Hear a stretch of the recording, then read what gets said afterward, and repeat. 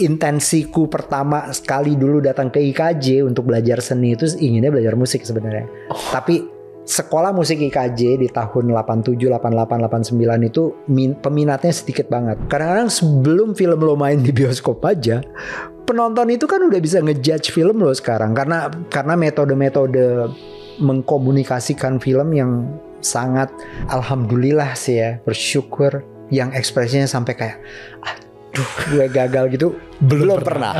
Jangan sampai. Tidak pernah. Maksudnya gini, setiap film yang sebenarnya kami itu semua anak-anak eksperimental, anak-anak yang selalu setiap 3 tahun sistem belajar berubah. Karena kalian ini kelinci percobaan, kata kepala sekolahnya waktu itu ya. Saya ingat sampai umur 12 tahun itu masih ada guru yang datang mengajarkan kami mengaji setiap minggu. Wow. Di rumah. Wow. Hai, ini gue Daniel, tetangga kamu. Yuk kita mulai. Hai tetangga yang gue sayangin dan gue cintain, kembali lagi di Daniel Tetangga Kamu. Dan seperti biasa, di sini ada tempatnya gue ngobrol sama tetangga kita tentang life journey dan spiritual journey mereka. Hari ini spesial banget karena ada seorang sutradara yang sangat amat gue idolakan. Langsung aja tetangga kita hari ini, Mas Riri Riza. Hello Daniel. Waduh, gue tadinya pengen bilang tetangga kita dari Bintaro, tapi gue pikir acaranya di Bintaro, ternyata gak jauh dari Bintaro. Gak jauh dari Bintaro. Tapi Mas Riri, it's a huge honor Mas Riri menyempatkan waktu untuk bisa bermain sama kita, main ke rumah tetangga di sini. Yes. So happy to be here, Daniel. Thank you Mas Riri. Kemarin itu sempatlah kita ngobrol lumayan intens sedikit gitu ya, gara-gara pas project film Glenn Fredly itu movie, gue minta nasehat sama Mas Riri, sama Mbak Mira juga, dan kita sempat ngobrol tektokan. Saat itu juga Mas Riri lagi bikin Pertuangan Sherina kedua gitu. Congratulations by the way, filmnya selesai. Yes, I know. Achievement. Yes. Tapi kadang-kadang gitu ya, kita sebagai filmmaker gitu ya, kadang-kadang ketika dibilang congratulations, sometimes I don't feel that gue deserve it. Kalau misalnya filmnya itu nggak reach a certain box office number. Kalau misalnya Mas Riri sendiri gitu nggak sih? Itu sih sebenarnya memang ya, unfortunately ada semacam konvensi di industri kita gitu ya, yang menilai film, cara menilai film. Tapi sebenarnya cara menilai film itu menurutku itu mestinya dalam perjalanan sejarah film itu panjang gitu ya. Yang panjang ini adalah luas dan layered gitu. Ada film yang tentu saja dikenang, dicatat karena box office sukses. Tetapi tidak semua film yang masuk ke dalam box office sukses itu bisa dianggap film yang berhasil kemudian, atau dikenang, atau berdampak, atau memberikan dampak dalam waktu yang panjang terhadap masyarakat, terhadap industri film itu sendiri. Jadi sebenarnya yang harus kita targetkan adalah bagaimana film kita itu punya dampak sesuai dengan harapan kita.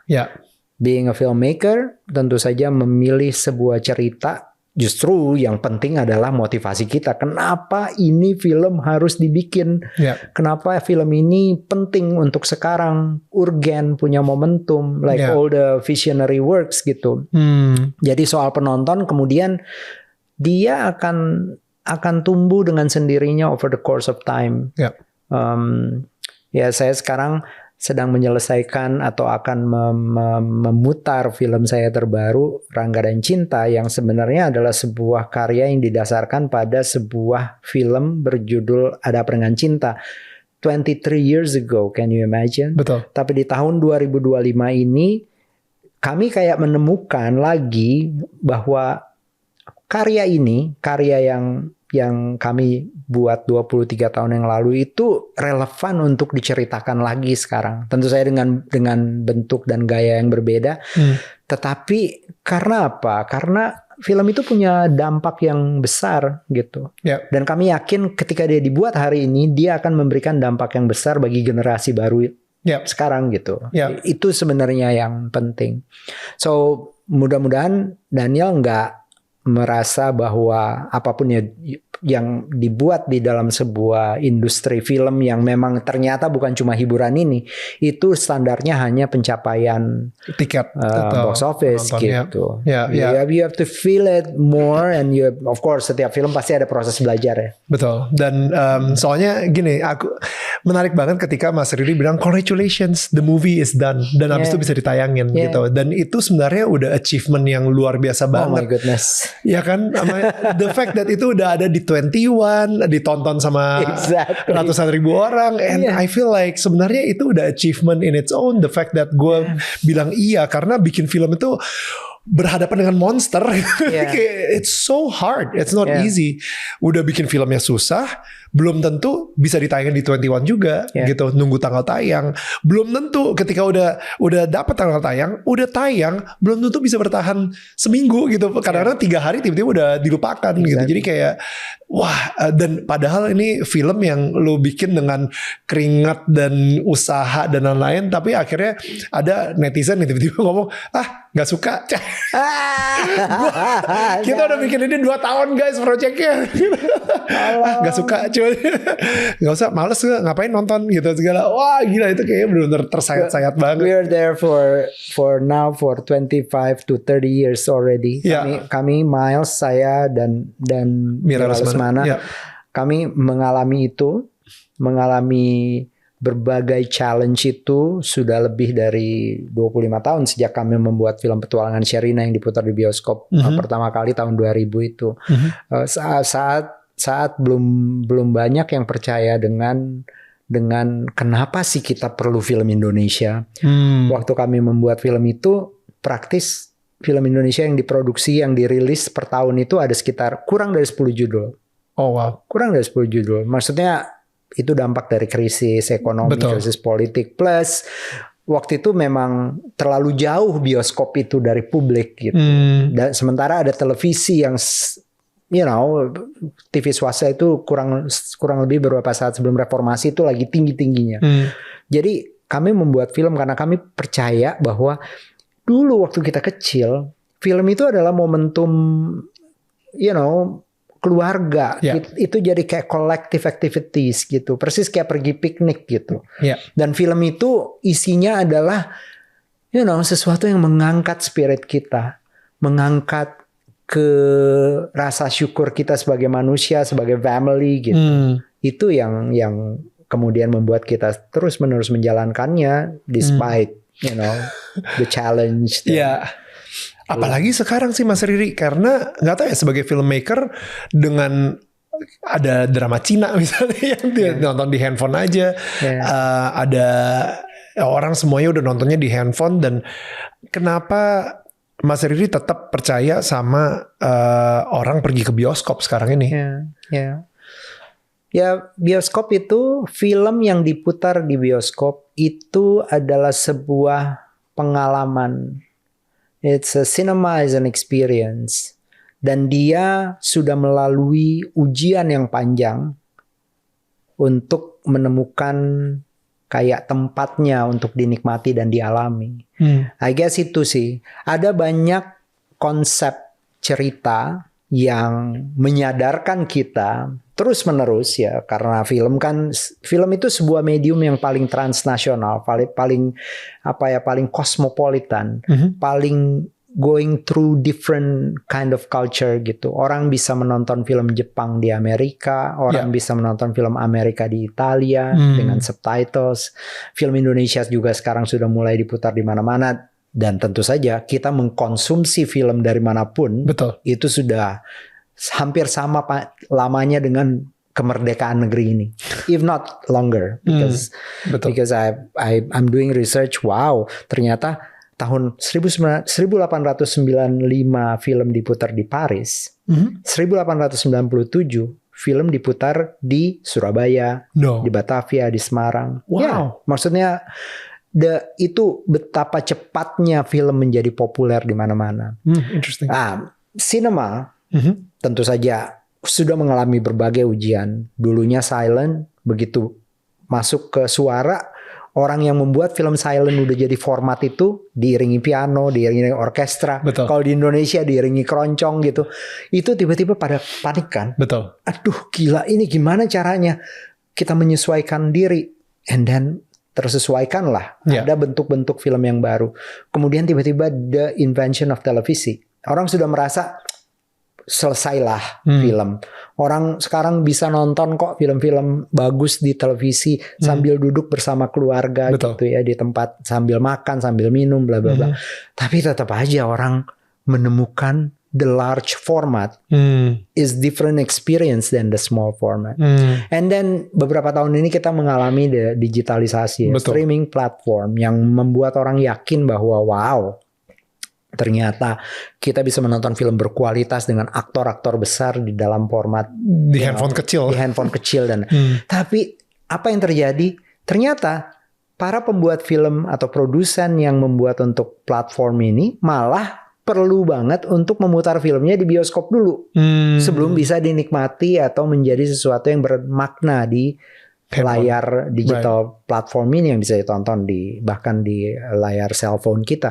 So I think cinema itu sudah melalui test of time dan cerita-cerita yang menggugah, menginspirasi, membawa kita ke sebuah nostalgia, sebuah tempat, sebuah ruang yang khusus, pengalaman bertemu dengan manusia, pengalaman bertemu dengan Tuhan. Is something yang akan selalu diperlukan, you know. Dan ada cerita-cerita yang atau ada filmmakers yang begitu tajamnya, begitu menguasai mediumnya, yang tahu betul memilih cerita yang hanya bisa diceritakan di layar lebar.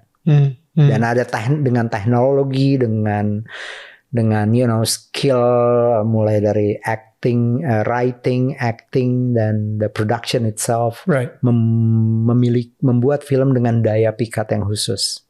I mean that's the specific thing yang membuat sinema itu berbeda. Kenapa gue akhirnya mulai bikin film? Ada satu film India judulnya PK. Oh ya, I saw that one. Tentang alien yang dia pengen balik ke planetnya. Cuma setiap kali dia nunjuk, abis itu dia bilang, gue mau pulang ke rumah. Orang mikirnya dia mau pergi ke surga. Tadi ketika Mas Riri bilang kayak ketika orang menemukan Tuhan di dalam bioskop gitu. Itu yang benar-benar terjadi sama gue. Karena ketika gue nonton film PK tersebut, di endingnya kan dia bilang ternyata ada dua Tuhan di dunia ini. Tuhan yang menciptakan manusia sama Tuhan yang diciptakan oleh manusia. Dari situ tiba-tiba gue mempunyai perspektif tentang Tuhan yang berubah banget gitu. 180 derajat dan gue jadi jatuh cinta banget. Jadi ketika gue masuk ke dalam bioskop dan ketika gue keluar dari bioskop, itu gue menjadi dua orang yang berbeda. Bioskop itu menurut gue adalah sebuah propaganda yang sangat efektif banget. Kalau misalnya propagandanya untuk kebaikan gitu. Tapi kalau misalnya propagandanya untuk ya kejelekan bisa juga terjadi, tapi kita sebagai filmmaker saya ngerasa kita mempunyai tanggung jawab itu loh. Maksudnya dengan udah punya resourcesnya, udah punya skillnya, udah punya talentnya, udah punya platformnya, kenapa lu pengen berbuat jahat untuk orang? You know what I mean? But what do you think kalau misalnya dari segi film horor? Gue belum pernah denger Riri Riza sama Miles atau Mira Lesmana itu bikin film horor by the way. Iya, nomor satu mungkin kita tumbuh dengan sejarah film dan pengetahuan film, dan film horor itu sudah menjadi tradisi di dalam industri sinema gitu. Ya nomor satu katanya sih kita semua dua-duanya penakut aja. Do you watch horror movie? Well, not too much on my agenda. Kalau Mira sih enggak, dia takut banget.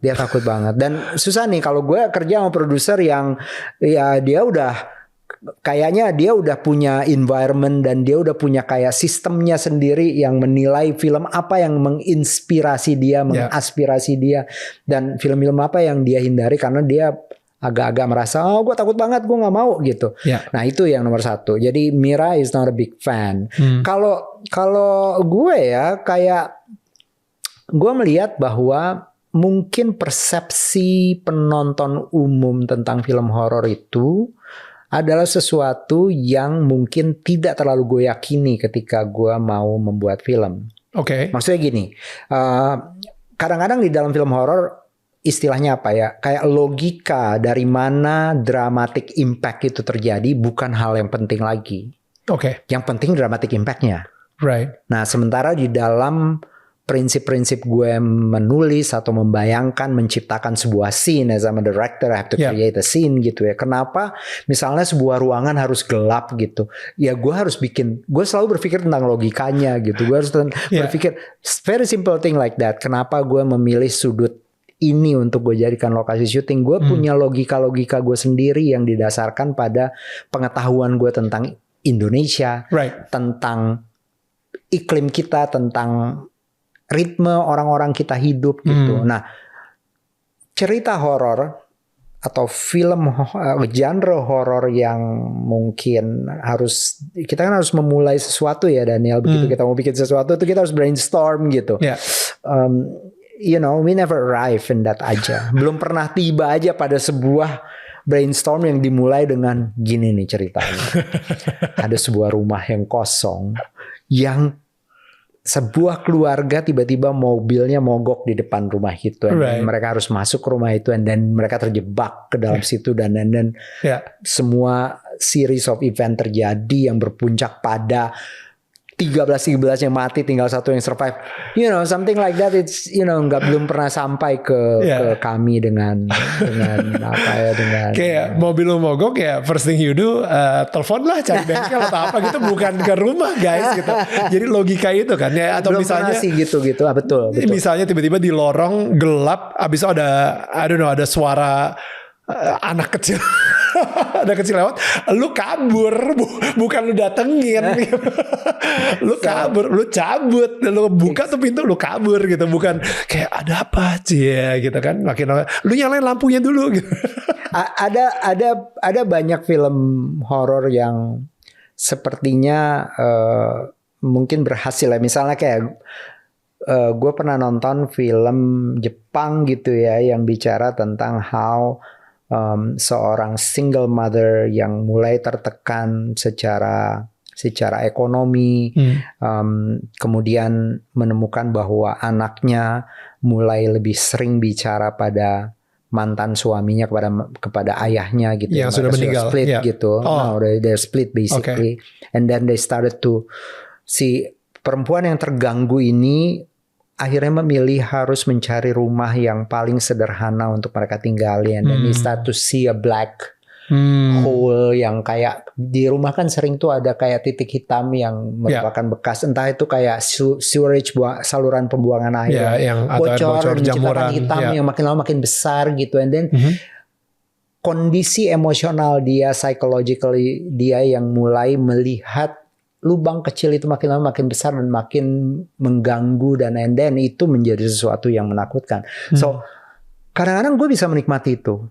Itu juga logika yang sebenarnya you know not very much simple, tapi maksudnya gini, kadang-kadang kita menemukan rasa takut itu dari hal-hal yang you know, karena kita ignore sebuah ruangan di rumah kita bertahun-tahun, kita anggap jadi tempat gudang aja lah, kita simpen. Lama-lama kita malas buka, lama-lama dia hidup gitu ya. Lama-lama nggak usah gue buka deh. Lama-lama you know mulai ada bunyi di dalamnya. Maybe kalau seumpama gue menemukan cerita seperti itu yang terhubung dengan misalnya sejarah hidup seorang yang tinggal di sebuah tempat, itu mungkin gue akan bisa mengembangkannya menjadi sebuah skrip yang maybe I'm interested to do. Tapi produser gue takut. Jadi diskusinya sering gak jalan ini gitu. Tapi balik lagi deh, Mas Riri sendiri sebagai seorang sutradara, what story do you really want to tell? Atau yang menggerakkan gue untuk kemudian. Betul. Sebenarnya sangat luas ya dalam pengalaman. udah ada di industri ini 25 tahun. Terus habis itu sebelumnya adalah seorang cinephile, sampai sekarang pun cinephile yang suka menonton film. Tapi apa yang menggerakkan? Sebenarnya biasanya gini, cerita yang bisa bicara tentang manusia dan dunia ceritanya. Oke. Manusia dan sesuatu yang spesifik dan kaya tentang lingkungan di mana dia hidup gitu. Dan mungkin itu adalah sebuah alasan untuk gue belajar tentang hidup, tentang manusia, tentang Indonesia in a way. Selama ini selalu yang menjadi dorongan untuk bercerita itu adalah bagaimana gue menemukan, misalnya Sherina akan pindah dari Jakarta ke sebuah tempat seperti some part of Bandung, di Bandung Utara gitu, yang tidak jauh dari sejarah astrologi Indonesia, tempat di mana rasi bintang bisa dipelajari gitu, yang ternyata kemudian menjadi bagian dari Institut Teknologi Bandung, yaitu Boscha, tempat yang didirikan oleh seorang Belanda yang percaya dengan astrologi di era kolonial dulu. So itu cerita-cerita yang menurut gue membawa manusia pada sebuah kisah tentang lingkungan gitu.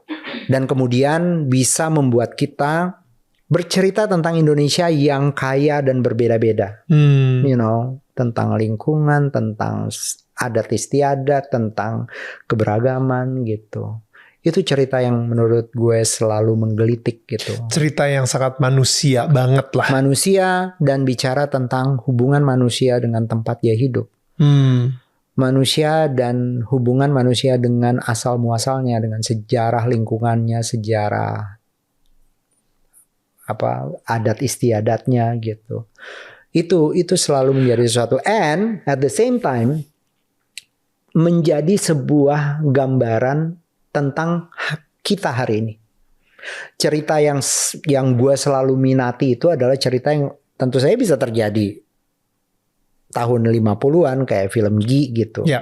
Cerita yang terjadi di sebuah tempat di entah itu di Sumba seperti film Humba Dreams, Timor seperti film Atambua 39 derajat Celcius, atau Kalimantan seperti film Petualangan Sherina 2.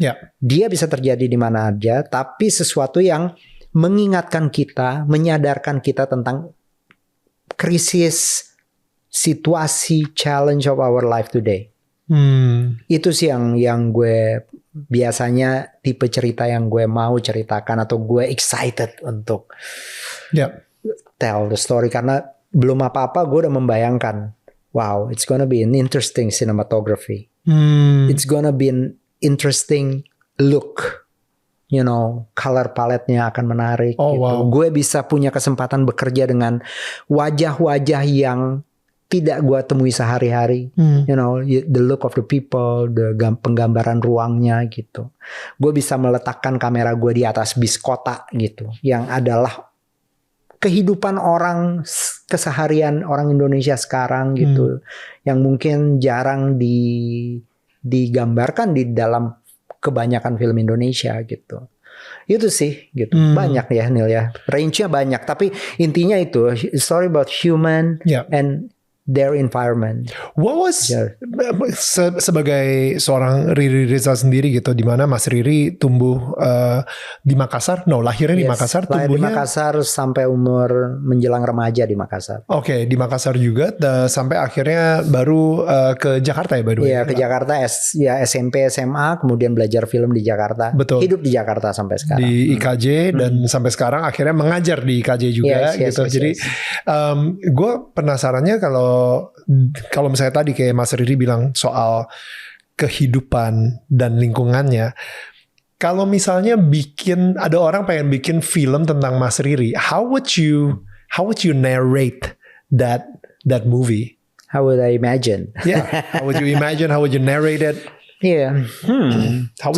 Sebenarnya selalu menarik ya melihat bagaimana keseharian seseorang ya itu bisa tinggal, terutama waktu dia kecil, some golden years, mungkin usia 5-10 tahun atau 1-5 tahun, itu akan muncul terus-menerus dalam narasi yang dia sampaikan, entah itu dia menulis buku atau dia membuat film gitu.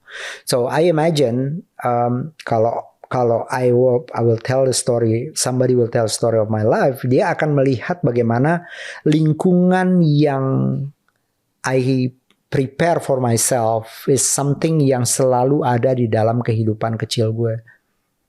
Maksudnya kalau menjadi orang Makassar tuh ya, atau orang Sulawesi in general, kita itu selalu menyediakan 3-4 kamar di rumah kita. Bukan cuma 1-2 ya. Kadang-kadang bukan kamar sih bentuknya. At least space for relatives.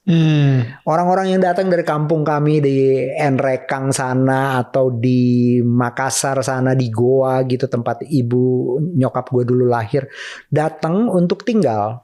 Kadang-kadang bukan 3-4 hari loh Neil. Kadang-kadang bisa 3-6 bulan, 1-2 tahun. Untuk misalnya memulai hidup di kota. Oh gitu. Dia lagi merantau justru. Lagi merantau gitu. Dan kita biasanya menyediakan 1 atau 2 ruang untuk para perantau yang datang dari keluarga, entah itu keluarga dekat atau keluarga jauh atau orang sekampung aja yang tinggal gitu. Gratis itu, jadi kayak atau mereka sebenarnya gratis loh kalau gue inget-inget sih gitu. Dan itu yang dilakukan juga oleh bokap gue dulu, turun dari di tahun 40-an gitu ketika Indonesia masih di dalam era kolonial gitu, turun dari sebuah desa di Sulawesi Selatan di Enrekang sampai ke Parepare, nebeng dulu di situ baru kemudian turun ke Makassar gitu untuk mulai sekolah. Karena dulu ya SMA tidak ada, ya mereka harus mencari ke kota yang lebih besar. So itu gue bayangkan akan ada di dalam cerita gue. Right.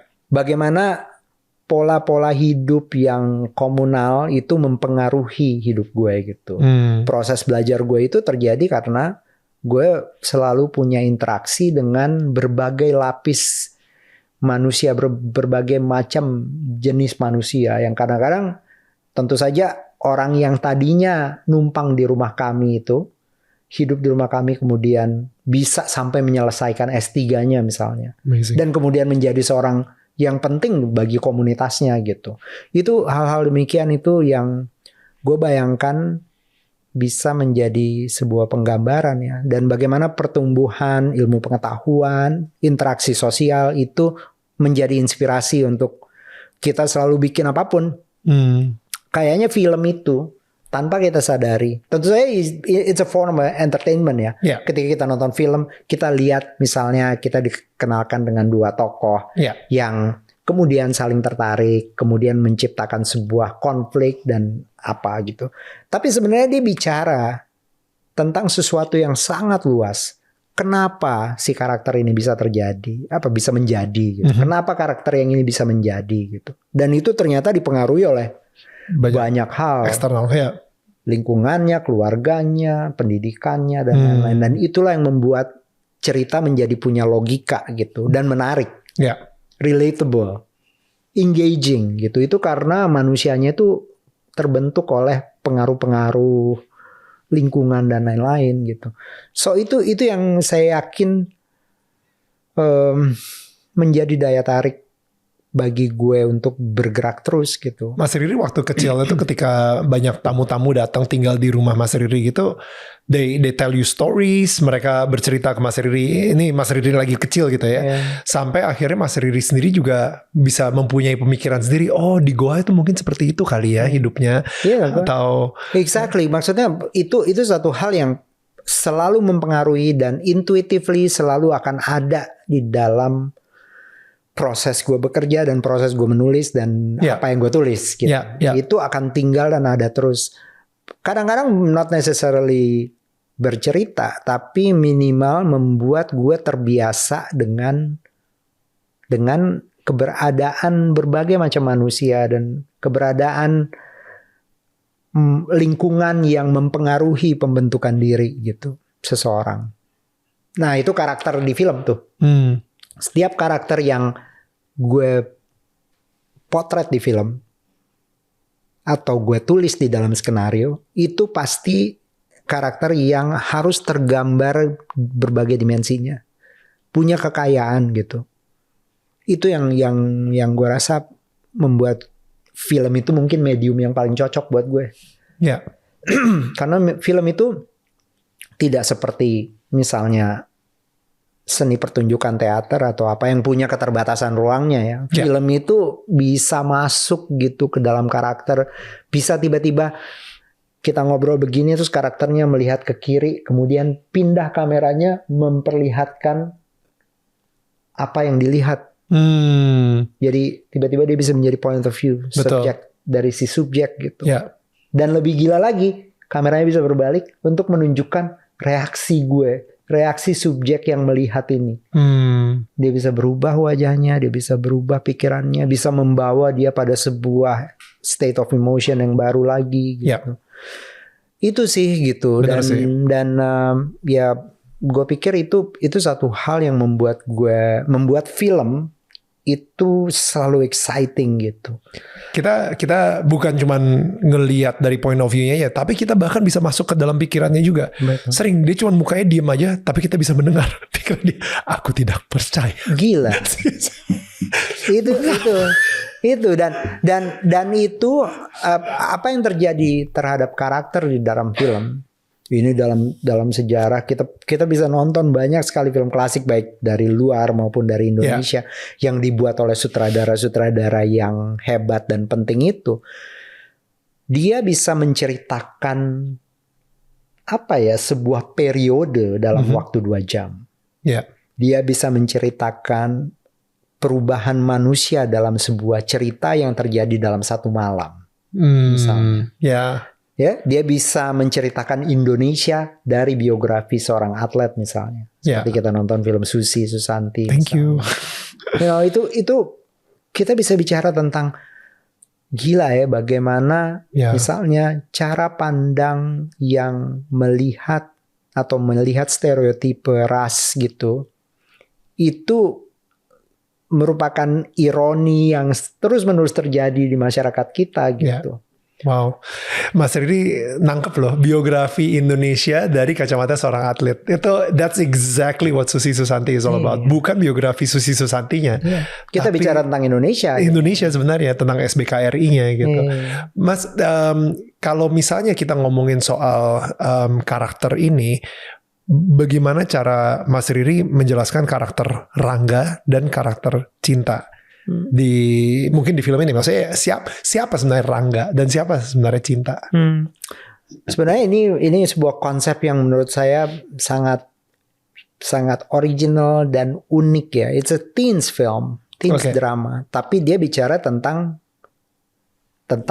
apa itu Indonesia gitu. Indonesia itu adalah sebuah tempat yang kalau bisa kita bilang kayak dengan penuh hormat membuka pintu, kemudian kita dibiarkan masuk, kemudian pintunya ditutup. Ada semacam aturan budaya, aturan sosial yang ada di dalam Indonesia ini. Dan kemudian menciptakan sebuah kelompok A yang lebih misalnya ada orang Jawa pun ada orang Jawa Timur, Jawa Barat, Jawa Tengah, gitu, orang Jogja gitu dengan sekian banyak aturannya gitu. And then ada orang-orang yang menonjol di dalamnya, yang memegang sebuah hierarki atau sistem gitu. Nah ini kurang lebih Cinta datang dari kelompok ini. Tapi ada orang-orang yang memilih berada di pinggir, di luar karena punya pengalaman yang tidak terlalu manis atau tidak terlalu baik ketika berada di dalam kelompok. Gitu. Dan itu mungkin dipengaruhi oleh sebuah bangunan yang panjang ya dari orang tuanya, trauma masa lalunya dan lain-lain.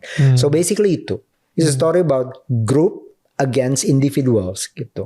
Dan bagaimana individual ini sering salah mengerti, sering dijudge gitu ya. Tetapi ternyata dia punya sesuatu yang luar biasa yang bukan hanya membuat orang-orang yang ada di kelompok ini menyadari dia sebagai enemy, tapi kemudian menyadari dia sebagai sesuatu yang sangat unik dan pelan-pelan mengubah mereka. Bukan hanya si kelompok yang belajar dari si individu, tapi si individu pun belajar dari si kelompok dan menciptakan sebuah dinamika yang baru. So Rangga dan Cinta bisa dilihat sebagai cerita itu di sebuah setting SMA. Betul. Indonesia yang kita gambarkan nih di setting SMA. Kalau orang di Indonesia siapapun selalu punya pengalaman manis dan penting di SMA. Ketika kita berada di SMA tuh waktunya kita mengambil keputusan. Hidup gue abis ini kemana nih? Kita udah dikasih 3 tahun aja untuk menentukan, diciptakan sebuah lingkungan ya. Yang kadang-kadang oke, ada sekolah yang bagus yang semuanya bisa selesai di dalam kelas. Tetapi sebenarnya tidak mungkin proses belajar kita di SMA itu hanya di dalam kelasnya. Ketika kita ngegeng sama teman-teman kita, ketika kita nginep di rumah teman kita, kemudian kita belajar tentang value yang berbeda loh. Oh, keluarga itu bukan cuma kayak keluarga gue. Ada juga keluarga yang kayak gini. Itu biasanya terjadi di SMA. Karena lo udah bisa mulai nginep. Lo diajarin untuk mulai punya kegiatan sosial yang lain di luar. Doing your hobbies, like involved in a basketball group, pecinta alam dan apa gitu. Nah ini cerita 2 individu, latar belakang berbeda, ketemu di SMA. Dan kemudian belajar tentang siapa mereka, gitu. Dan akhirnya they complement each other, ya gak sih? Jadi maksudnya emang kadang-kadang ya, gue suka mikir gitu bahwa ada satu orang yang mungkin untuk gue kenalan sama dia aja gue gak nyaman ngelihat personifikasi dia di YouTube gitu misalnya, kayak enggak lah, itu kayak frekuensi kita udah jauh berbeda. Tapi in a way, kalau misalnya kita duduk bareng, ngobrol, ngopi seperti ini, tiba-tiba idenya dia yang benar-benar gak pernah gue pikirin dan gak pernah di otak gue sebelumnya. Iya ya, kenapa gue gak pernah mikir seperti itu ya? Karena dia udah benar-benar offside banget nih dari gue. Tapi itu justru malah melengkapi kehidupan gue sendiri dan gue bisa belajar banyak dari dia gitu. Dan begitu juga sebaliknya, si orang tersebut juga, gue pernah kayak pas zaman pandemi gitu, kenalan sama orang yang suka banget analytical gitu. Dia mungkin suka banget accounting, yang jauh banget sama gue yang kreatif. Tapi ketika kita ngobrol, duduk, we talk about life, kita ngomongin sebagai seorang ayah seperti apa, ngomongin sebagai seorang suami seperti apa, itu enriching me so much. And itulah sebenarnya gue ngerasa bertetangga yang sehat tuh seperti itu. Kita nggak langsung ngebox atau dengan bias atau cara pandang kita sebelumnya, kita langsung ngehakimin aja, udah nggak mungkin deh. And I think ya itu cerita manusia hari ini juga gitu sih Mas Riri. Tapi uniknya ya, Ada Pandangan Cinta ini bisa banget. Ini kita sering ditanya, kenapa sih cerita ini bisa hidup terus gitu? Right. Of course it's a love story. And then of course ada this beautiful actress ya, tahun 2002 itu pertama kali kita melihat Dian Sastrowardoyo. Dan lebih istimewa lagi pertama kali kita ketemu dengan Nicholas Saputra.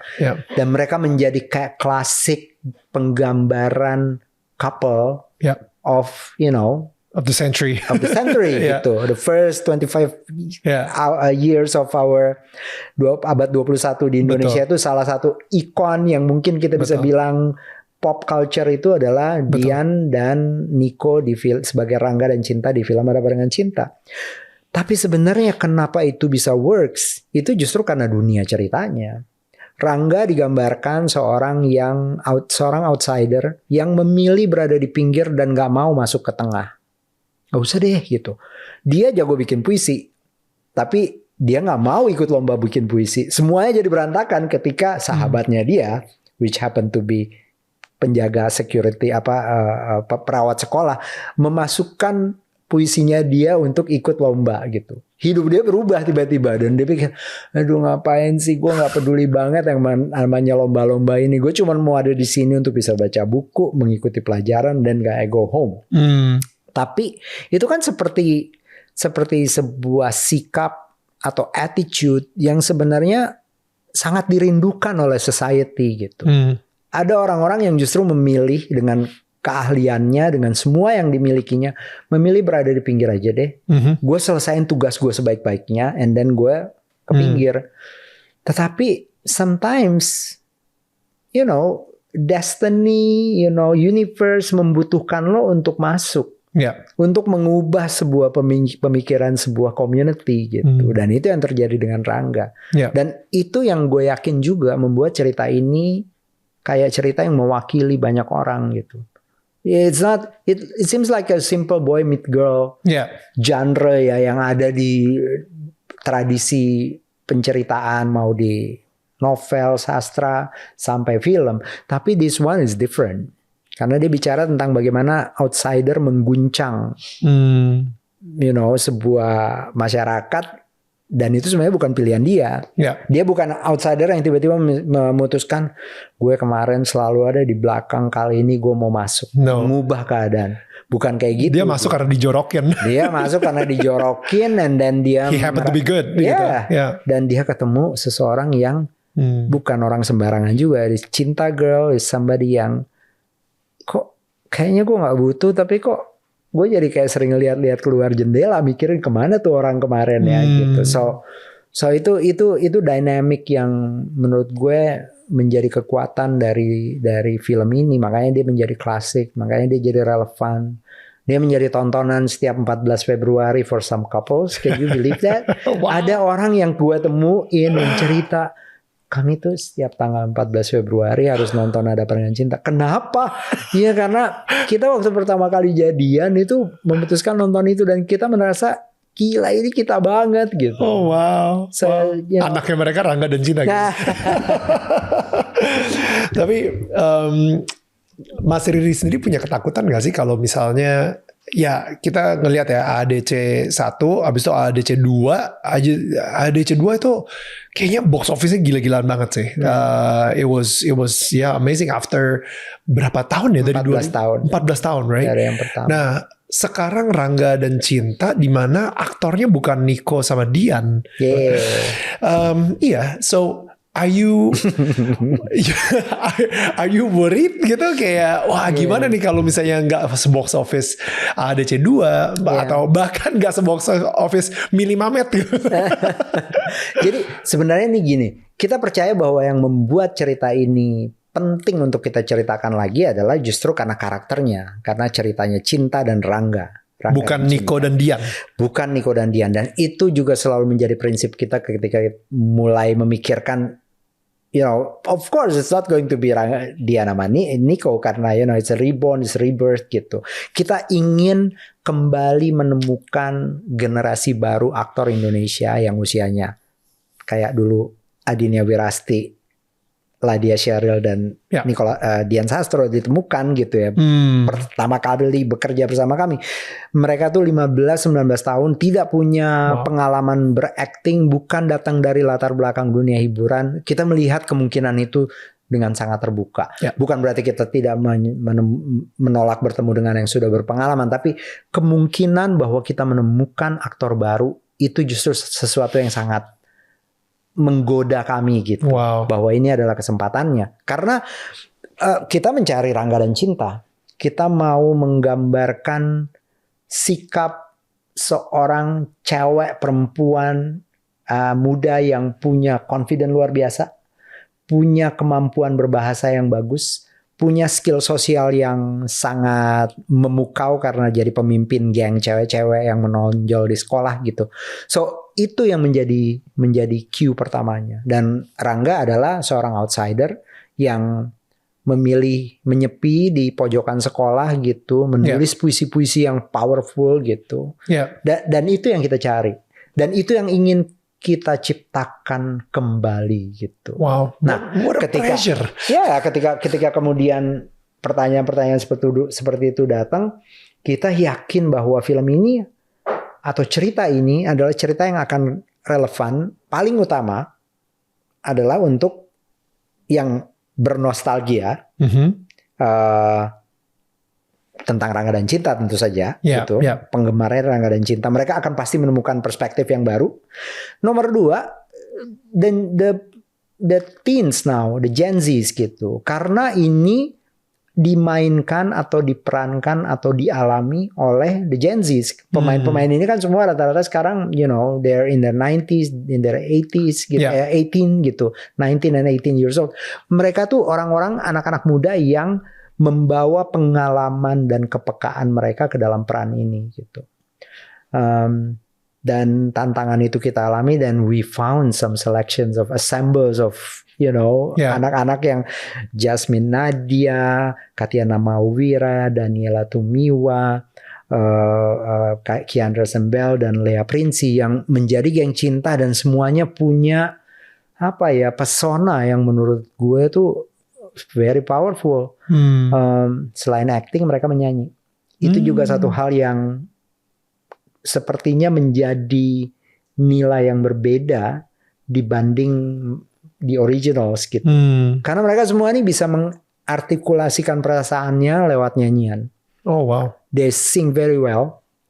Dan kita tetap bekerja dengan Melly yang provide the songs, memproduce ulang lagu-lagu itu, Melly dan Anto, lagu-lagu dari film Ada Apa Dengan Cinta, untuk dinyanyikan oleh karakter-karakter ini di film Rangga dan Cinta. Wow. So kayak yakin bahwa ada sesuatu yang baru, berbeda, istimewa gitu yang akan dirasakan penonton dalam film ini. Bakal musical jadi ya, maksudnya? Yeah. Oke. Kita sebenarnya musical itu kan juga tipenya beda-beda. Kayak pas saya bikin Glenn Fredly the movie itu dibilangnya musical, padahal sebenarnya kan Glennnya nyanyi di panggung standar gitu. Bukan tiba-tiba kita lagi podcast, saya tiba-tiba lepas sepatu, abis itu saya naik ke atas meja, saya mulai nyanyi. Yes. So, atau kita lagi ngobrol gini, terus tiba-tiba ada melodi, terus kita jadi tiba-tiba jadi berlagu gitu ya. Sebenarnya bukan tipe musical seperti itu. Kalau teman-teman nonton Petualangan Sherina 2, Petualangan Sherina 2 kan sebenarnya kan dia filmnya dibuka dengan semacam overture. Kita menyebutnya overture di musical. Ada pencerita yang menceritakan, hey, this is the world that we are going to we're going to tell you about. That's the overture, right? Overture gitu. Film ini dibuka oleh overture. Oh, oke. Jadi tone-nya di set dulu. Rangga Cinta ini Rangga dan Cinta. Exciting. Setelah itu kita masuk ke dalam cerita Rangga dan Cinta dan ada bagian-bagian tertentu di mana perasaan itu dinyanyikan. Dan ternyata lagunya adalah lagu-lagu yang sudah kita kenal dulu gitu. Wow. So that's the form. Wow. Yeah. That's exciting. Karena berarti ya si orang tua yang dulu waktu SMA nonton Rangga dan Cinta, sekarang mereka bisa bawa anak-anaknya, dan anak-anaknya baru pertama kali ngelihat kayak Ada Apa Dengan Cinta in a way, tapi orang tuanya udah bisa nyanyi duluan gitu kayak atau feeling gue anak-anak remajanya, the Gen Zs, mungkin akan pengen nonton dulu tanpa orang tuanya. Dan si orang tua juga mungkin akan mikir, gue nontonnya sama teman-teman gue aja deh, jangan nonton sama kalian. Karena mungkin mereka akan bisa merasa bahwa this is my experience dulu. That's true, And tapi mungkin after that they will go to see the film together, to see how different. Enggak lebih keren kita sekarang daripada lu dulu, atau wah dulu kita lebih asik kayak gini, pergi ke sekolah naik bus, kalau mau ketemu teman you actually knock the door and walk into the room and then you have a conversation. Kalau sekarang kan ya kita bisa melakukannya dengan chat. Betul. Jadi ya makanya and by the way the film is still set in 2001. Oh ya, jadi cerita ini tetap settingnya, waktunya tetap di 2001, tahun 2001. Oh, gue mikirnya cintanya pas lagi naik di atas tempat tidur, habis itu mulai nyanyi-nyanyi seru-seruan gitu. Mereka semua tiktokan gitu. Gue pikir kayak gitu. Enggak. Kita tetap mempertahankan bagaimana nilai-nilai friendship dan cinta, perasaan itu kita ingin gambarkannya tetap di era itu. Karena banyak hal yang kalau sekarang semuanya jadi terlalu gampang. Perpisahan ketika seseorang pergi ke bandara dan ada critical moment. Ya sekarang ya tinggal di WhatsApp aja. Jangan buru-buru dong, gue pengen kesana nyusul lo sebentar. I have something to say to you. And that's it. Kalau jadi drama itu adalah sesuatu yang sebenarnya bisa jadi menjadi sakral karena adanya jarak gitu, karena adanya distance gitu. And I'm sure siapapun generasi bisa mengambil value gitu. How important it is interaksi, how important percakapan gitu. Deep talk antar temen gitu. Itu hal-hal yang sebenarnya kita ingin ceritakan ulang gitu melalui kisah Rangga dan Cinta ini. Mas Riri sendiri, kalau misalnya ngomongin musikal, saya jadi keinget Bebas. Bebas kan juga sempat ya itu di direct sama Mas Riri juga kan itu kan. Karena itu mirip tuh sama Susi Susanti saat itu. Jadi waktunya kurang lebih sama. Waktunya kurang lebih sama. Dan di Bebas sendiri itu kayaknya lumayan. Gue gak tahu ya apakah karena saat itu Indonesia lagi gila banget sama horor, jadi kita agak struggling juga di situ kan. So tapi Mas Riri kayaknya tetap very confident dengan musical. Setelah Bebas tetap aja Petualangan Sherina 2 dan sekarang Rangga Cinta dibikin musical juga. Kenapa Mas Riri ngerasa very confident with musical? Saya sama Mira sama-sama sepakat gitu ya, kayak musik itu adalah sesuatu yang sangat penting untuk bicara tentang hati, tentang perasaan gitu. Dan ekspresi musik itu adalah medium yang sangat dekat dengan kami gitu. Mira sendiri anak dari keluarga musisi. Betul. Ayahnya Jack Lesmana. Mereka hidup dari musik, hidup bersama musik dari kecil, dan saya sering mendengar cerita itu. Buat saya itu selalu menjadi cerita yang menakjubkan. And then I grow up also di dalam lingkungan yang sangat dekat dengan musik. I was in a band when I was in high school.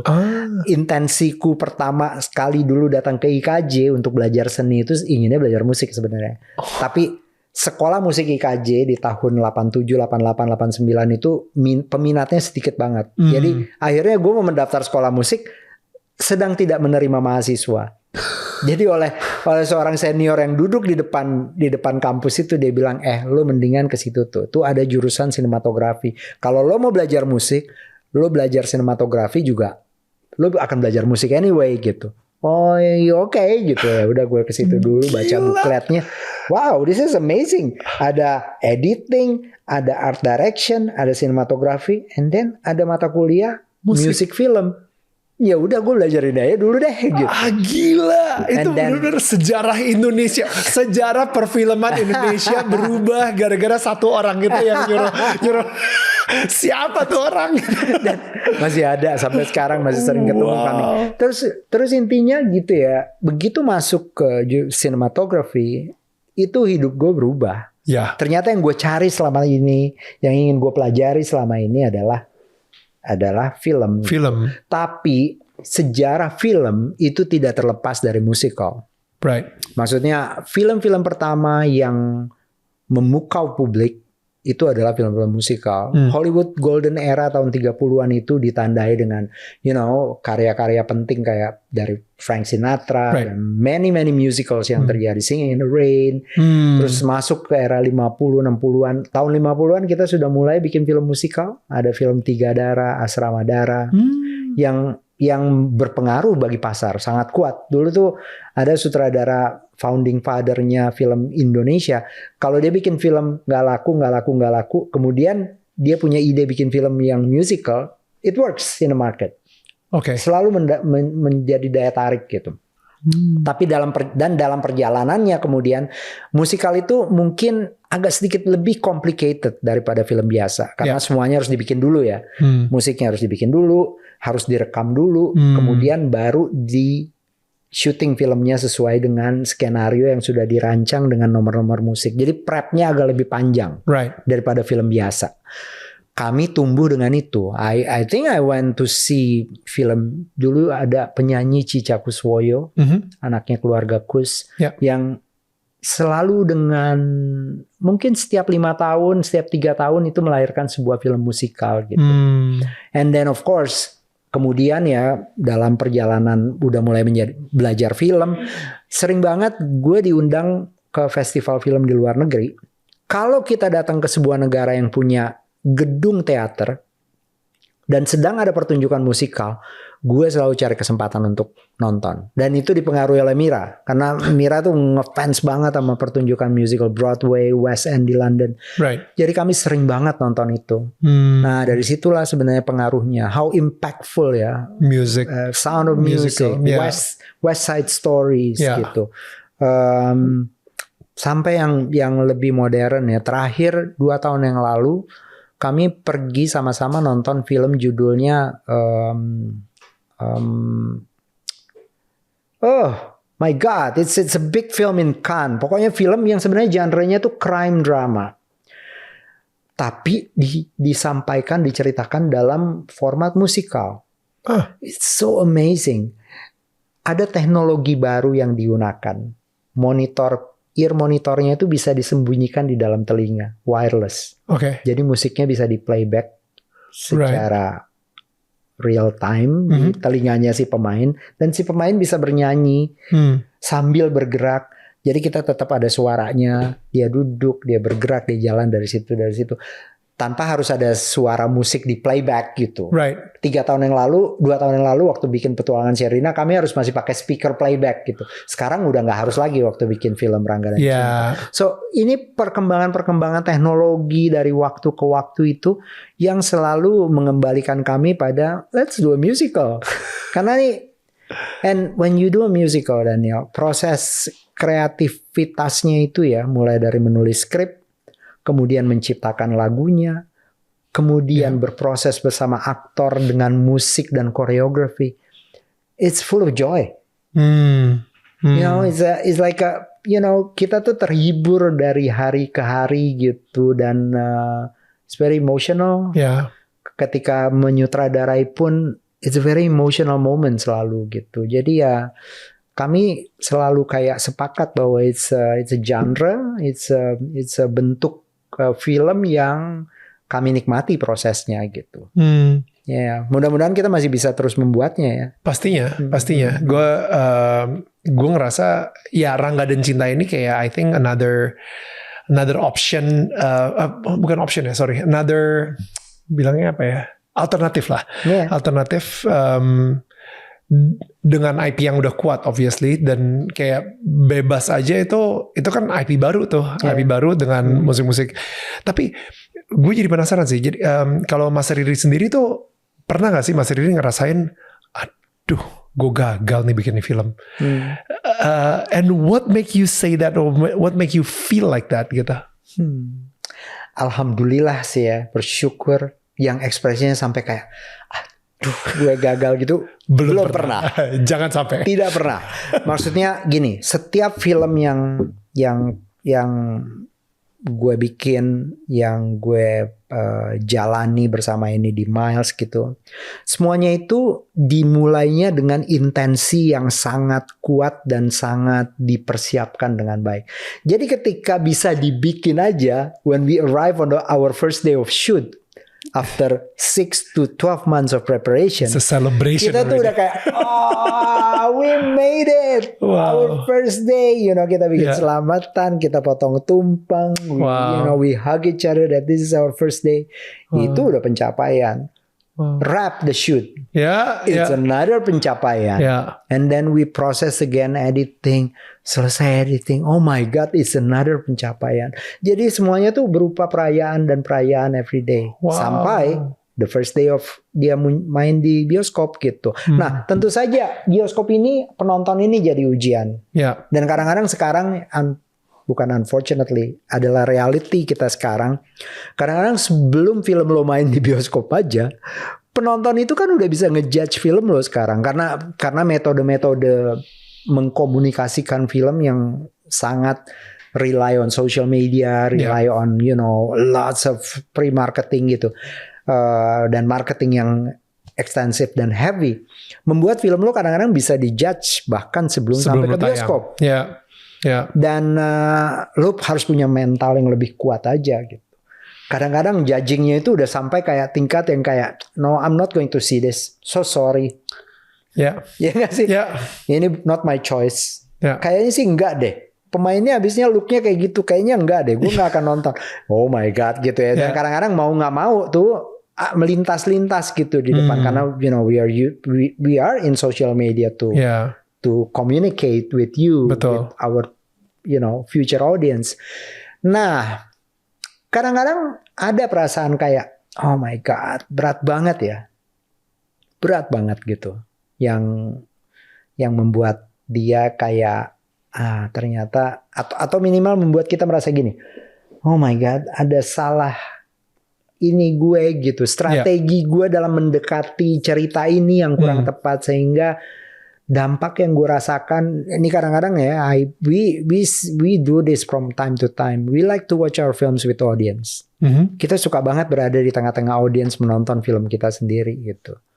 Dan kadang-kadang ada poin-poin yang gue bisa ngerasain kayak reaksinya tidak seperti yang gue bayangkan. Atau yang gue rasakan waktu gue ngedit sendiri atau gue mixing gitu ya, yang gue this is so emotional, ternyata penontonnya biasa aja. Biasa. Itu ada sih kadang-kadang begitu. Tapi ya itu bukan hal yang terlalu membuat gue merasa gagal sampai down banget sekali. Dalam perjalanan 20 sekian film dalam hampir 30 tahun ini berproduksi, tentu saja ada film yang tidak memenuhi ekspektasi. Misalnya jumlah penonton. Kayaknya banyak sih. Banyak sih. Bisa dikatakan film kami yang sukses itu mungkin sekitar 40% dari semuanya gitu. Yang sukses dalam artian commercially ya. Commercially.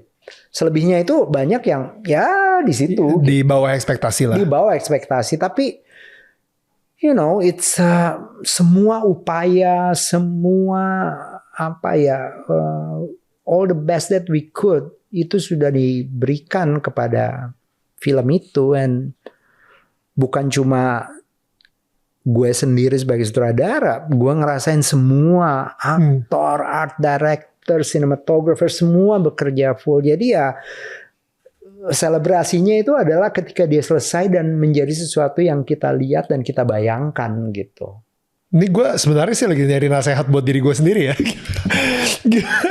Gimana caranya lo bisa contoh kayak tadi deh, tiba-tiba ya misalnya Pendekar Tongkat Emas, udah pakai Reza Rahadian, Nicholas Saputra, all the big names semua, Erwin Gutawa bikin musiknya, exactly, dan tiba-tiba itu the post production is so serious. Christine Hakim is there too. Itu udah kayak effortnya pun juga I'm sure dengan koreo, dengan syutingnya di Sumba, and yet tidak sesuai ekspektasi. Mas Riri ngomong ke diri Mas Riri itu seperti apa gitu at the time? Ya, kita selalu melihat bahwa banyak variabel yang memungkinkan sebuah karya itu bisa mencapai targetnya. Jadi ya kayaknya kita selalu merasa bahwa mungkin kita tidak membayangkannya dengan tepat. Kita tidak membayangkan audiens kita sudah sesiap itu dengan apa yang kita bikin. Kadang-kadang kita merasa bahwa mungkin timing kita untuk hadir di tengah publik itu belum pada waktu yang tepat gitu. Banyak sekali, misalnya kayak bagaimana warna dari tontonan di masanya gitu ya. Lagi gila horor saat itu. Kita juga pernah buka film kita di hari-hari puncak semifinal World Cup sepak bola gitu. Yang semuanya, orang-orang pada kemana ya? Ternyata nanti jam 6 ada pertandingan penting. Lusanya lebih gila lagi. Wah ini, and then film kan usianya 3 hari Daniel. Iya. Your first 3 days, sometimes if it's so good gitu ya, bisa 1 week gitu. Tapi if your first day jatuh di momentum layarnya makin lama makin kecil. Tepat, tiba-tiba besoknya show yang lazim untuk orang nonton film lo itu udah nggak ada show-nya di situ. Bioskopnya udah pindah. Gimana caranya Mas Riri untuk tidak mengkaitkan identitasnya Mas Riri dengan atau kebahagiaan atau kesuksesan Mas Riri dari jumlah penonton di film gitu. I think that's essentially what I'm trying to ask. So, jalan kita menuju apa yang kita lakukan itu menjadi penting. Mungkin dari fondasinya, gue melihat film itu bukan hanya soal berapa banyak dia ditonton atau berapa banyak dia betapa sukses komersialnya gitu. Gue melihat film dalam nilai yang berbeda. Apa yang disampaikan, dampak apa yang ingin dicapai, dan mungkin karena gue juga beruntung masuk ke film melalui jalur sekolah. Di sekolah itu, di Institut Kesenian Jakarta yang tadinya jurusannya gue mau ke musik terus gue ke film. Kami itu masih berinteraksi dengan dosen-dosen yang merupakan pelaku sejarah film Indonesia. Mereka udah ikut membuat film di tahun-tahun 50-an ketika pertama kali film Indonesia disebut sebagai part of our identity, film nasional gitu. Jadi mereka semua itu memberikan nilai-nilai yang sangat dalam tentang film gitu. Bahwa film lo harus punya impact ke masyarakat, bahwa film lo harus terinspirasi dari peristiwa-peristiwa yang penting di masyarakat, sehingga lo perjuangan lo itu lebih luas gitu. So ya mungkin itu yang selalu gue pegang, and then gue juga punya semacam habitat hidup yang mendukung itu ya, family gitu ya, keluarga kami itu, I'm talking about keluarga of how my parents brought me up itu bukan dengan nilai-nilai materialistis saja gitu. Nilai pendidikan itu penting. Jadi kita misalnya kayak walaupun gue dulunya mau jadi musisi dan gue udah merasa musisi banget waktu SMA nih. Gila gue udah bisa main ini main itu, gue mau jadi musisi. Nggak bisa. Kamu harus belajar.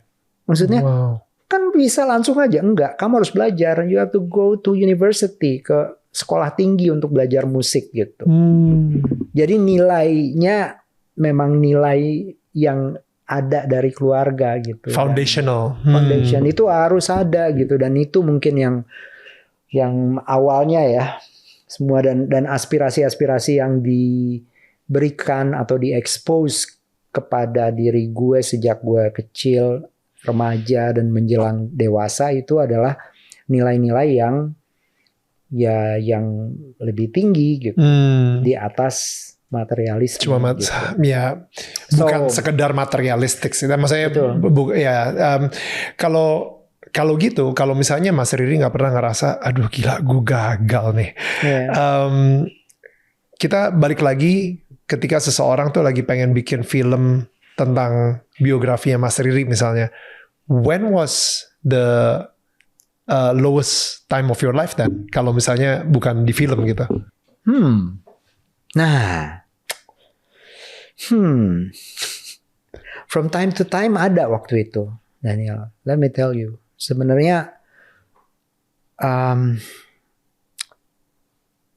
dari waktu ke waktu sebenarnya I think, nah ini mungkin bedanya. I don't think I imagine myself perlu di-expose seperti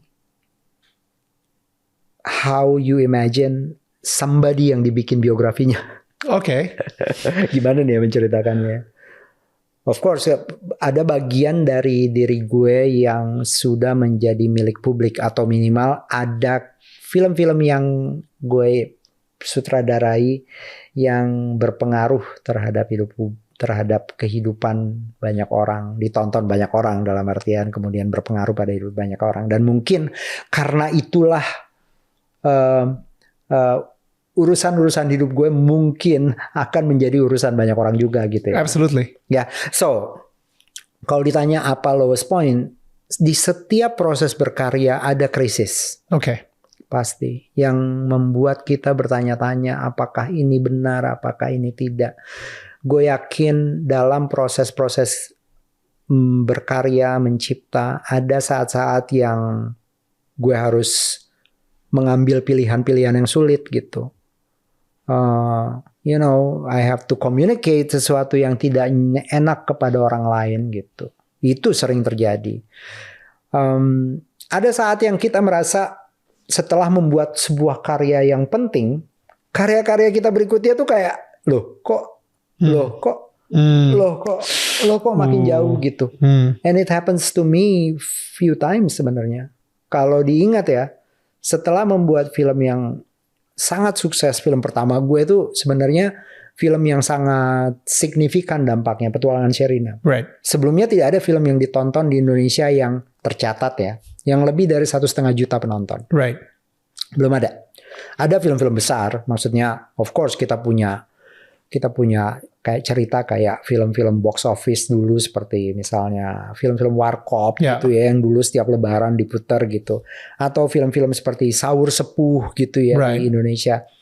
Tapi ada juga film-film seperti dari sutradara yang kita kagumi dari film Teguh Karya seperti Pacar Ketinggalan Kereta, Ibunda Secangkir Kopi Pahit, atau film-filmnya Aba Sakup yang fenomenal gitu. Tapi tidak ada film yang selain diakui sebagai film bagus, dalam artian diterima publik, diakui, tapi juga sukses. Betul. Jumlah penontonnya tidak banyak, kalau bisa dibilang tidak ada. Sampai kami membuat Petualangan Sherina. Right.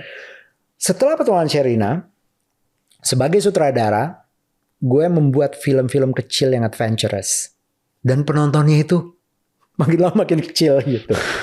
Of course it's a film that we are very proud of gitu.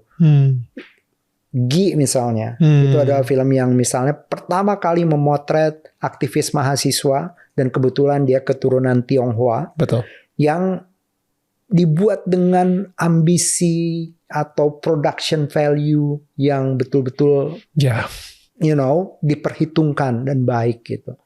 And then I did like a film keluarga untuk Rena judulnya. Eliana yang juga sukses diputar di banyak festival. Kemudian terakhir percobaan berikutnya adalah bikin film remaja 3 Hari Untuk Selamanya. Semuanya film-film yang dibicarakan, tapi jumlah penontonnya makin lama makin turun gitu. Right. Dan itu sebenarnya kan kayak perasaan bahwa lo bangga dengan karya lo, tapi lo tidak bisa mengembalikan masa jaya lu dulu tuh. Dan juga ada investor loh di setiap film itu. Absolutely. Dan itu bertahun-tahun lagi. Dan kita ketemu terus tuh sama investor gitu. My goodness. Setiap waktu gitu. Tentu saja itu bukan waktu yang gampang, dan gue sebagai sutradara selalu juga merasa bahwa tanggung jawab kita ini berat banget ya ternyata ya gitu. Karena setiap langkah kita itu kan, produksi film itu besar nilainya, dan setiap orang yang invest di film itu punya ekspektasi gitu. Tentu saja produser pasti bebannya lebih berat, tapi gue juga merasa kok gini banget ya, kok aduh gitu. Dan itu waktu masa-masa yang sulit. Pernah kepikiran kayak udahlah gue ngajar di KJ aja, dan habis itu gue gak ngedirect lagi, karena syukurnya lagi-lagi gue punya kayak environment yang menyadarkan bahwa jangan takut gitu. Film itu dampaknya ya seperti yang gue bilang di awal-awal tadi, bukan hanya soal jumlah penontonnya gitu, tapi impactnya. Dan sepertinya ya, hubungan kami dengan banyak orang yang percaya dengan gagasan kami itu sebenarnya berjalan baik. Karena minimal gini, kita tidak pernah mengkhianati apa yang secara konsep kita pitch ke mereka. It's gonna be a film like this. Value-nya tuh begini. Apa yang akan terlihat tuh seperti ini. Dan mereka kan ngecek pasti dong booknya gitu. Ini semua rupiah yang diinvestasikan di film itu tampak gak di layar gitu. Itu sesuatu yang kami jaga gitu. And I value that as a director. I really want to show apapun yang dikerjakan oleh semua orang itu di layar. Itu sesuatu yang gue percaya sangat penting, dan yang gue kagumi dari semua sutradara penting yang ada di dalam sejarah film yang gue tonton filmnya. Itu hal yang gue selalu jaga sebagai prinsip gitu. Dan jadinya ya tidak juga pernah merasa putus asa. Minimal gini, biasanya sebelum selesai dengan sebuah film, biasanya kita udah punya 3-4 alternatif. What we going to do next?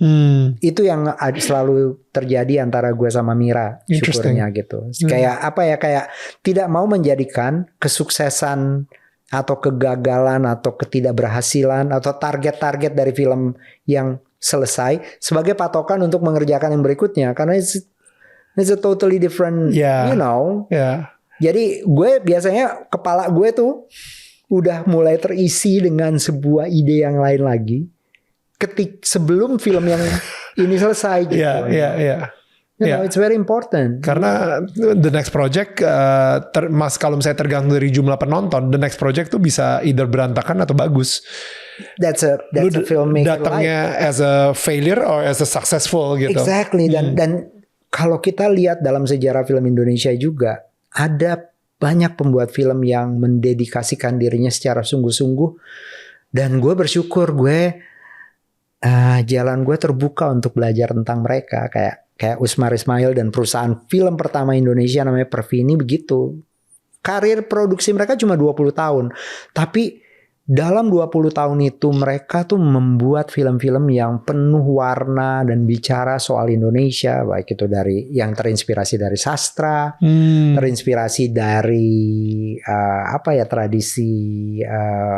tradisi gitu ya, kayak Harimau Campa, tentang tradisi cambuk di Jawa Timur gitu. Jadi ketika pembuat film membuka dirinya bahwa film mereka adalah film yang mencerminkan Indonesia, kita tidak akan berhenti karena ketidakberhasilan atau karena target yang tidak tercapai di satu aspek gitu.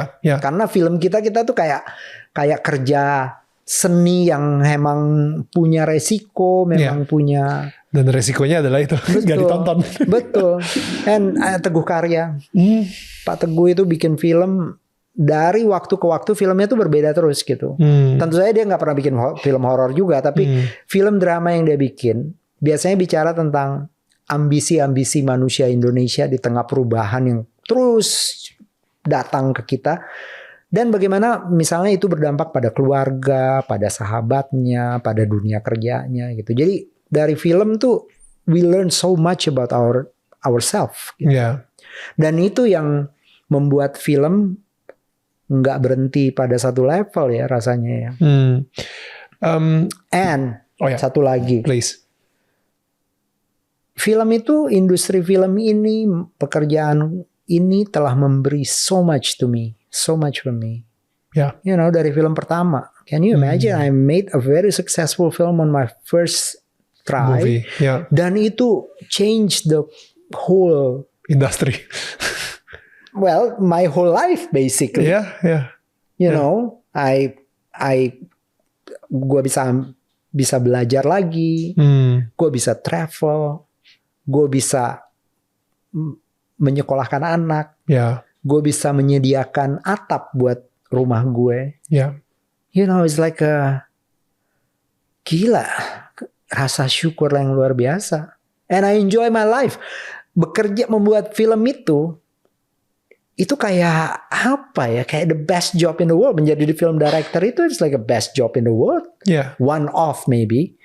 Kayak lo membayangkan sebuah dunia gitu, dan pelan-pelan lo ketemu orang-orang yang keren, yang menarik, yang inspiring, yang membantu lo menciptakan dunia itu.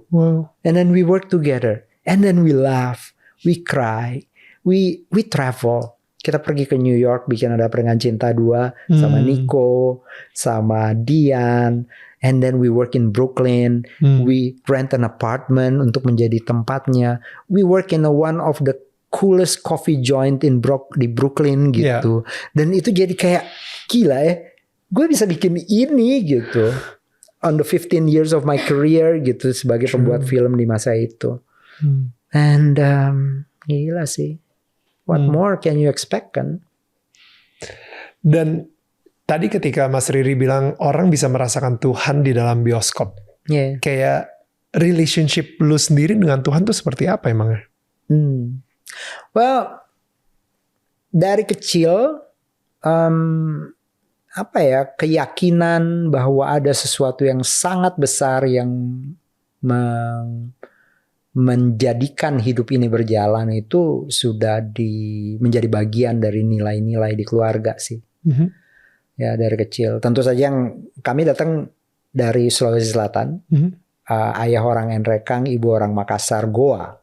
Yang ya 95% Muslim dan sangat menjalankan praktek agama itu dalam kehidupan sehari-hari. Jadi ya gue mau tidak mau harus hidup di dalam itu. Awalnya mau tidak mau, tapi ada satu hal yang berhasil, bahwa rasa syukur itu harus selalu ada, karena itu hal yang paling penting gitu ya, rasa syukur. Jangan gampang mengeluh gitu, karena keberadaan kita itu adalah sebuah berkah yang diciptakan besar ya. Maksudnya kayak nyalain keran di rumah, itu air yang bisa memulai keseluruhan hidup kita. Itu gue udah dikabarkan sejak kecil gitu.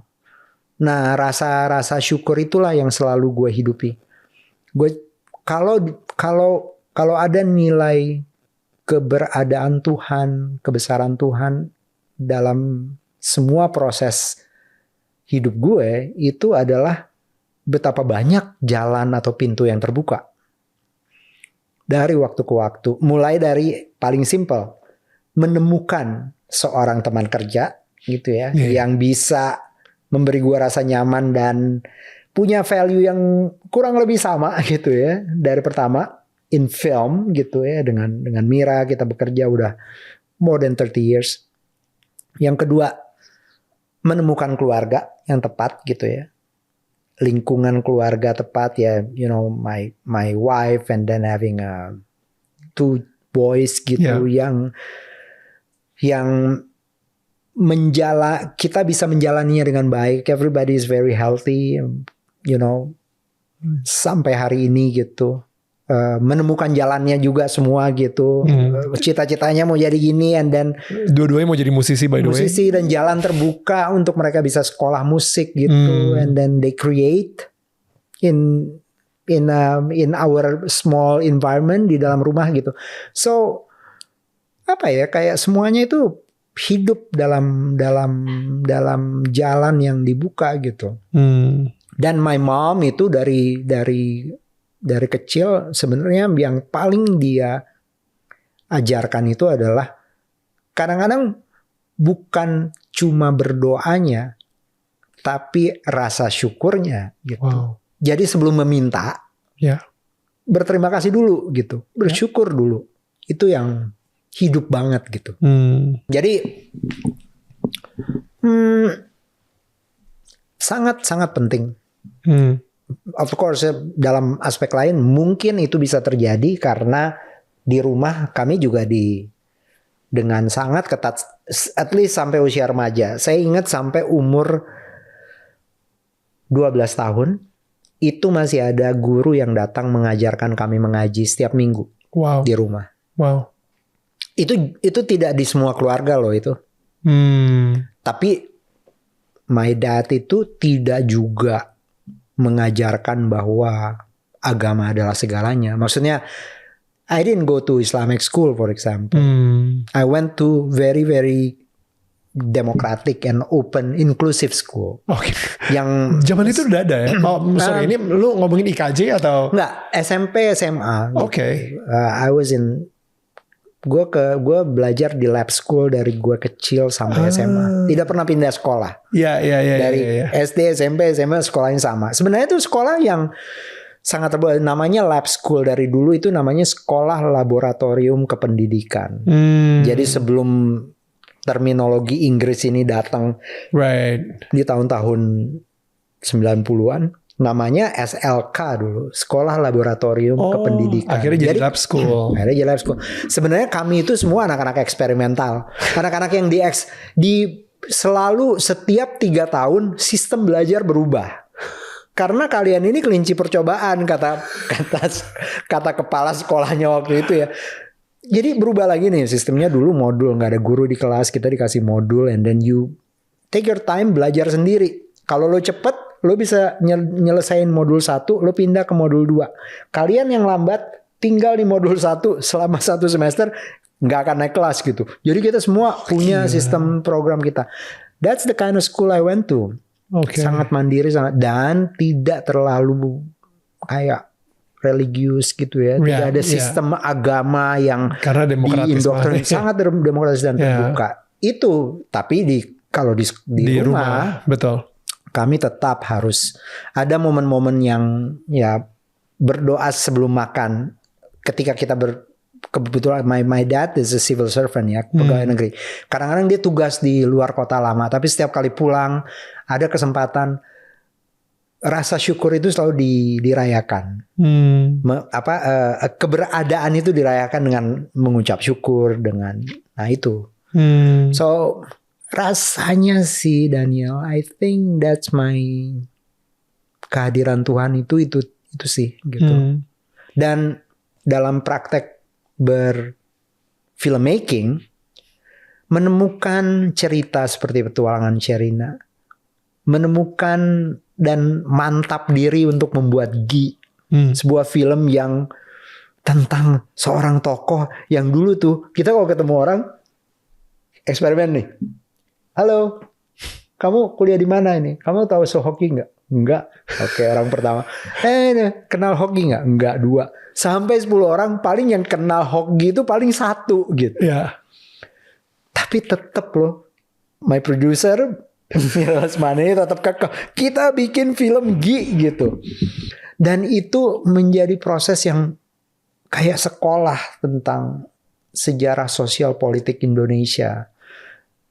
Dalam sebuah produksi yang sangat menyenangkan, yang sangat kita nikmati, proses berkesenian yang sangat lengkap gitu. So betapa bersyukurnya gue. Bagaimana gue mau mengeluh gitu, walaupun penontonnya kurang gitu, tapi gue bersyukur banget gitu. Jadi ada jalan intervensi Tuhan dan semesta yang sangat luar biasa dalam hidup gue gitu. That's beautiful. Dan gue berharap again sih, gue nggak tahu gimana, tapi orang juga akan merasakan Tuhan tersebut di dalam film Rangga Cinta.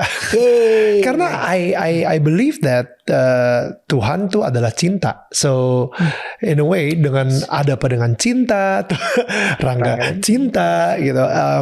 I think ketika gue jujur sorry nih, jadi agak ngepromosiin film muridnya nih ya.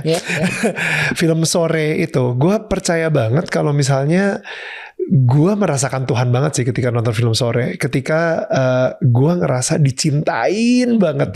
Seperti padahal gue udah berbuat salah mulu. Tiap hari gue berbuat salah mulu. Tapi akhirnya gue ngerasa dicintain banget. And I think rasa cinta itu sih ketika kita lagi nonton sebuah film, khususnya ada dengan cinta, gimana ya ini spoiler, nggak tahu ya, mungkin Rangga udah mau cabut ke bandara tapi cinta tetap masih mengejar.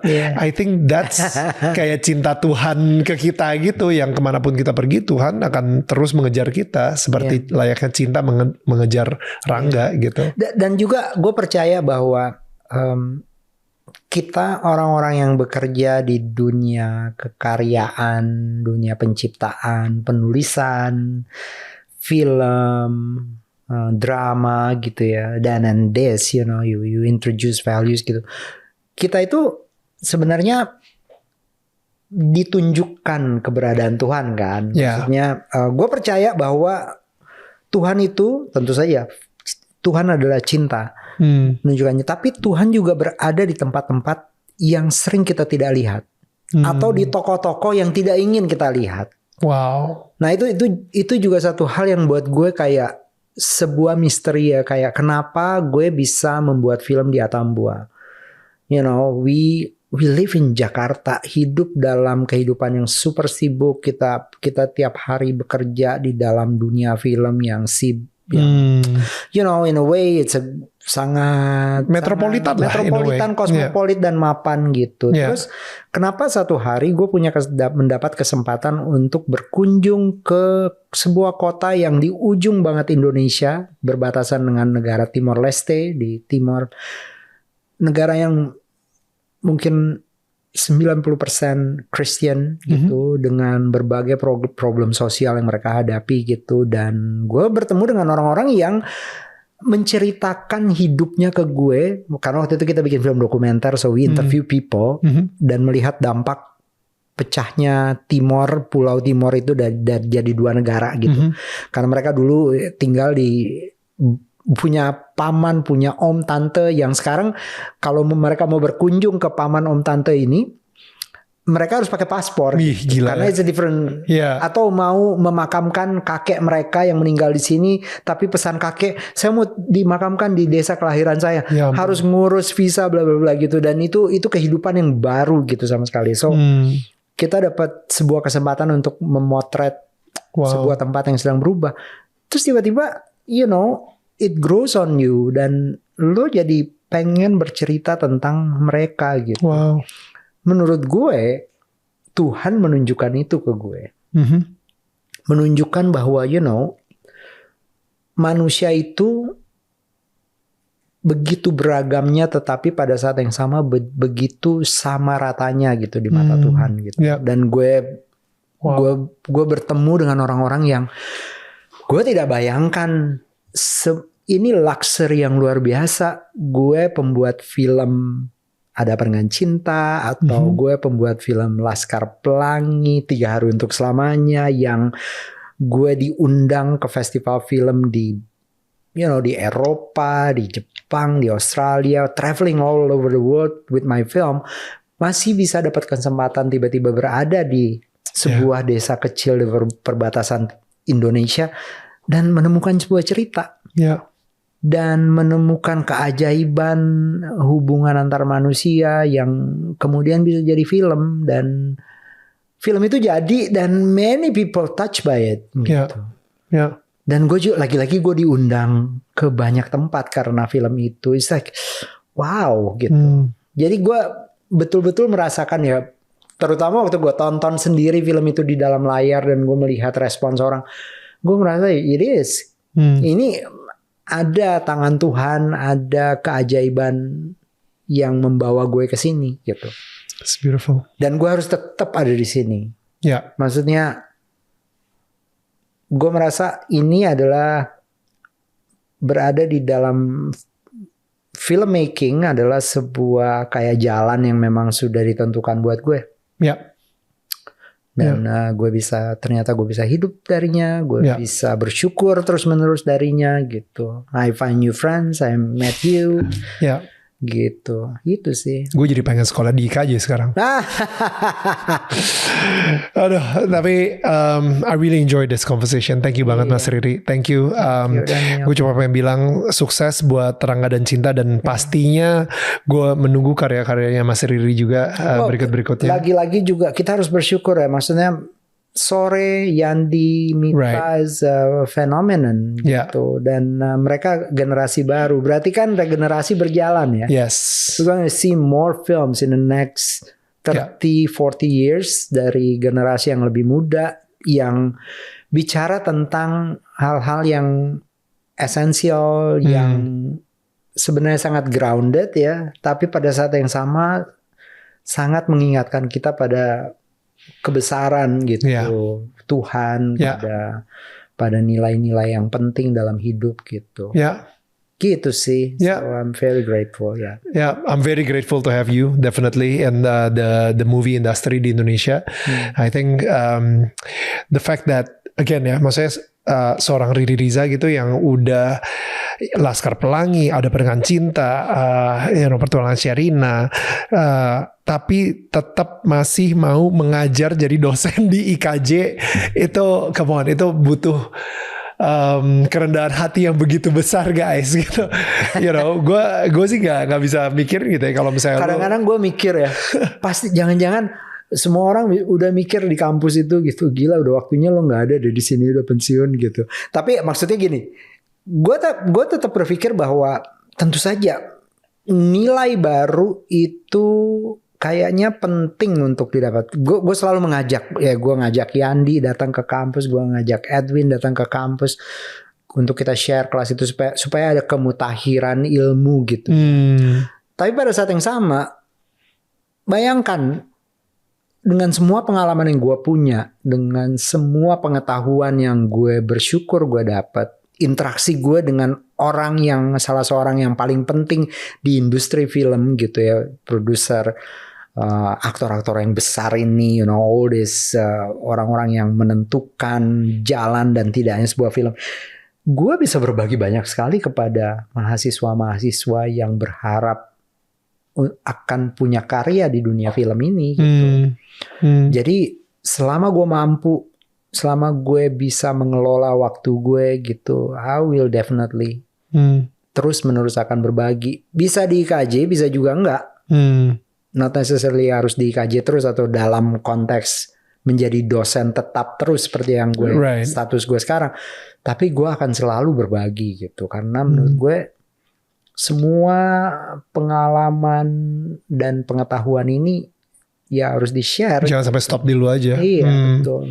Thank you Mas Riri. Dan again kepada semua tetangga kita yang udah nonton episode ini dari awal sampai habis, jangan lupa Rangga dan Cinta itu tanggal 2 Oktober. Exactly. 2 Oktober ini cuma beberapa hari lagi guys. Itu akan tayang di bioskop kesayangan kalian. Ya mungkin kalau kata Mas Riri tadi, kalau misalnya kalian pengen nonton dulu sama teman-teman gitu, atau mau nonton sama keluarga langsung, ya silahkan gitu kan. Tapi I think kalau dari gue sih kayaknya gue bakal ngajak istri gue untuk nonton Rangga dan Cinta ini. She loves musicals, she loves good production, she loves love story. Jadi I'm pretty sure she will enjoy it. Yeah, it's definitely for me. Dan gue juga bakal nostalgia karena saat itu ketika ada Perangan Cinta tayang pertama kali itu gue masih sekolah di Australia, di Perth. Jadi ini kayak wah, gue sih kayak bakal nostalgia banget sih kalau misalnya nonton Rangga Cinta. Thank you banget Mas Riri, dan thank you buat semua tetangga kita yang udah nonton. Kita ketemu lagi minggu depan dengan tetangga yang tidak kalah hebatnya, tetangga saling menyangga bukan menyanggah. Bye.